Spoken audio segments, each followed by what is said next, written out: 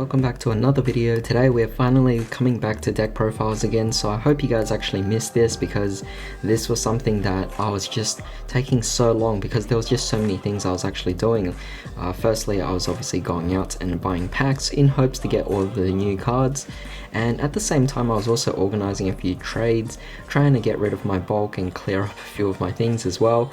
So because of that, I was kind of preoccupied and I couldn't really work on a lot of my decks. But now I should be able to get fully back into it again, so yeah, do expect a lot of different deck profiles to come. However, with that being said, today I wanted to show you guys an update to my cubic deck.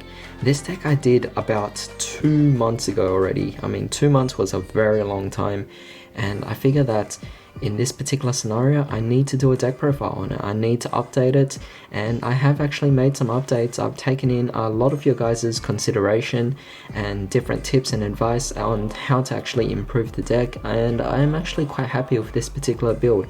I did actually bring it to a locals once, however I only came second.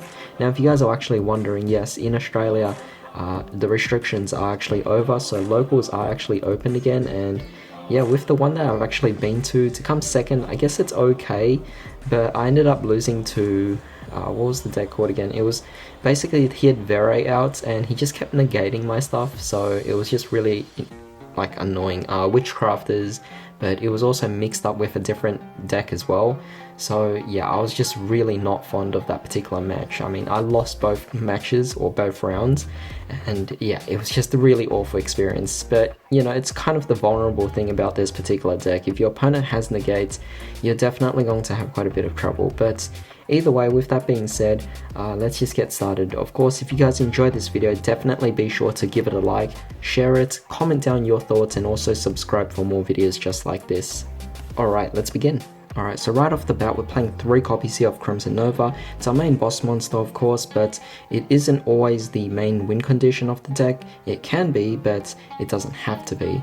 So it's definitely a very nice card that I'd like to keep 3 copies of. Next, we can't forget about 3 copies here of our Doozer. Doozer is quite the important card, obviously, to ditch our cards from the deck to the graveyard. So because of that, 3 copies is absolutely amazing. Of course, that goes without saying that we need to play 3 copies here of Yugioh as well. Also a very amazing card and will stall against your opponents. Alright, so now we have a few of the different cubic monsters. We have 1 copy of Indiora. This was a card that I played at 1 and I'm keeping it that way. We're also playing here the Buster Gun Deal, again same ratio. However, for the Garagile, I actually took this into consideration and played a 2nd copy. I actually quite like it. It really works out well for the deck, and because of that I'm actually going to be keeping it the way it is. And finally, we're playing here the Blade Garudia at 1 again, just because I just couldn't take it out. It was just a really good card that I felt was necessary for the deck itself, and it's my own personal taste. So because of that, this is the kind of ratio I'm sticking with. And finally, we're playing 3 copies here of our Summoner Monk, obviously to get us started. We are going to be playing plenty of spells in this deck, you can't deny that, but it is useful because you have the Summoner Monk out on the field, and it's to bring out your Doozer. Now onto the spells, we're playing 3 copies here of Karma. It's no doubt we're actually playing this card. It's mainly used in the graveyard. Of course, all of our cubic spells and traps will be best utilized in the graveyard anyway, but this one is your amazing searcher for the deck, so I absolutely love this card. Next, we're playing 3 copies here of our Cubic Wave, kind of like a nice card to give us an OTK onto our opponents, so because of that, 3 copies is definitely well worth it. Next, of course, we're playing 2 copies here of Cubic Dharma. Now believe me, I would play a 3rd copy, I just don't own a 3rd copy of it. I really wish I could have actually pulled a 3rd copy, but you know, I'll just have to wait until that time actually comes, because I don't think I'll be buying the set. I'll probably be buying a single, so I'm gonna ask around. Hopefully I can find a 3rd copy, and when I do, I'll add it into the deck as well. Next, we're playing 2 copies here of Monster Gate. You really only need 2, and that's what you can get away with. But it is an absolutely amazing card, allowing you to maximize either bringing out your Summoner Monk or your Doozer. Now as for one-offs, we're playing here the Monster Reborn. Called by the Grave, Instant Fusion, and Upstart Goblin. Really great cards. The Upstart Goblin's obviously just to reduce the amount of cards in your deck. Called by the Grave and Monster Reborn are kind of staples at this point and work on Doozer with the Monster Reborn, that is. As for Instant Fusion, it's kind of like the new addition to the deck. It's become a mini engine on its own. You know how people used to play Instant Fusion to bring out Seraphonite? Well, in this particular situation, I'm using Instant Fusion to just take our opponent's monsters, and it's become this primary engine that I'm just incorporating in all of my decks now. Of course, because we played the 2 copies of Monster Gate, we're also going to be playing the 1 copy of Reasoning, simply because it's at 1 copy, so that's all we're allowed.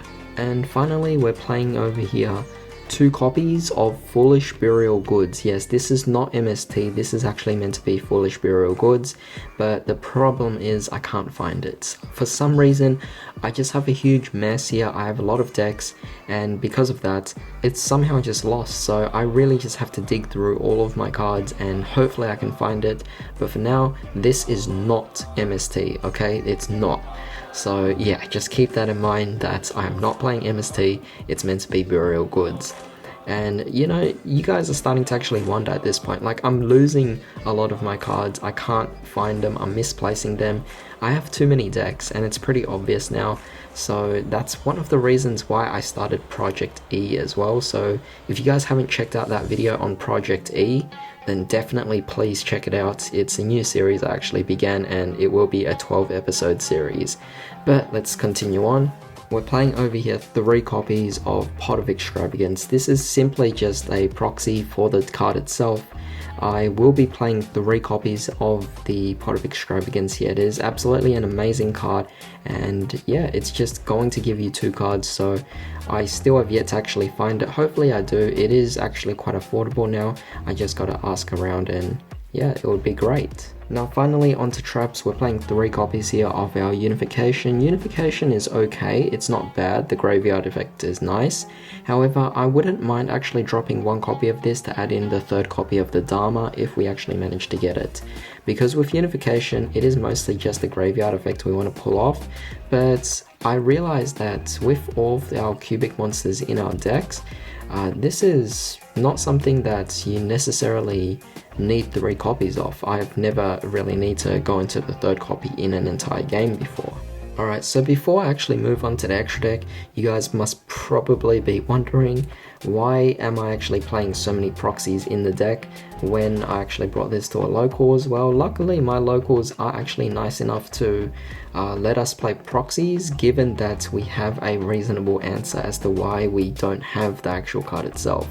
And for me, my locals, because I was like really, I guess, well known in the particular area, or I guess I knew the owner of the actual store itself, I was kind of let off by allowing to play 2 proxies in the deck. Firstly, Foolish Burial Goods, and then also the Extravagance as well. So I did get quite lucky on that particular part, but it was okay because I did get a loan from my friend, because he actually had 1 copy of Extravagance, so I just added that to my deck, and then I was allowed to actually just have the 2 proxies for the remaining 2, and that was definitely quite nice for the tournament itself. However, let's move on to the extra deck.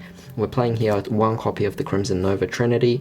We really don't need any more than 1, because if you get 1 out, I mean, it's a fact that you probably already won the game. As for links, I'm playing a backup link for just in case we need that boss monster here. We're also playing 1 copy of Anima and 1 copy of Link Karibo, because we are playing Vijam in the deck, so these cards would definitely come in handy. We're also playing here the Predaplant Verte Anaconda. Believe it or not, my extra deck is actually incorporating 2 copies of Super Polymerization. Because of that, I'm playing the Anaconda, and of course this will also search for your instant fusion as well, so it's okay.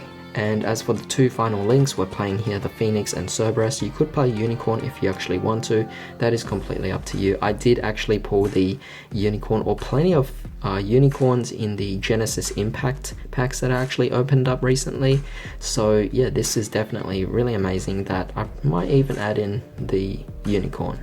As for fusions, we're playing here the Mud Dragon, we're playing here the Armaduke, we're playing Starving Venom, and we're playing here the Millennium Eyes. The Millennium Eyes is our instant fusion target. Sometimes instant fusion can also go into Mud Dragon just to go for link plays and further extend. However, these particular three here are mainly for our super poly, so we could pretty much just deal with whatever our opponents actually have on their board, whether they have 2 darks or they have 3 links on the board, or they have 2 monsters with the same attribute but different types. So it definitely gives me a good variety to deal with the opponents, and so I put these in the deck. Finally, for XCs, we're playing just a bit of a toolbox: Castel, Bagustka, Tornado Dragon, and Digusto Emerald, which is definitely quite nice. Of course, it's a nice engine. I mean, you could play the Utopia package, but I think it does definitely clog up the extra deck a bit too much, and I feel like these cards are better as toolboxes to just deal with what your opponent already has on the board. But of course, that was pretty much it for this particular deck profile, so I hope you guys enjoyed this. I hope you guys found this actually quite different from the previous one, because this is more so an update. Now, I am actually questioning whether or not I want to do a test hand video for this or not, so definitely let me know if you want to see test hands for this, because it's more so an update on the previous cubic, so it might be repetitive, but at the same time I do know that you guys actually do love the cubic test hands for the fact that it just does so much. It's so fun to actually perform all of these test hands, especially for cubics. But with that being said, definitely drop a like, share, comment, and of course subscribe for more videos just like this. But in the meantime, I hope you all have a fantastic day. I'll see you next time.